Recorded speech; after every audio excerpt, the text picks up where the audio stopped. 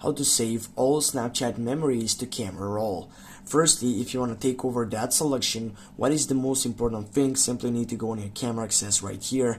Then what you can do simply is going on your left wing by going on your gallery section. From here, as you can see, you have all the memories, snaps, stories, and all that stuff on one detection. What you can do simply, you can tap on your right upper side by going on that tick side, which is so much important. From here you can select all of them.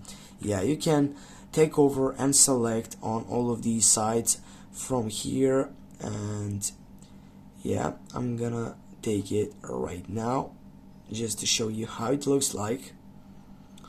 Yeah, just go for it,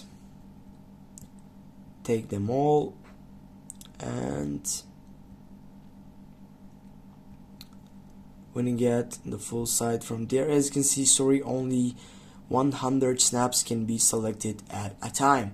Okay, when you take off and select, for example, 100 snaps once on your side selection, simply what you can do, you're gonna go and take over for more, and then you can take over and select it, or you can export it. And simply, yeah, before you go on export, first, as you can see, it needs to take some time to get load all these snaps in one side selections.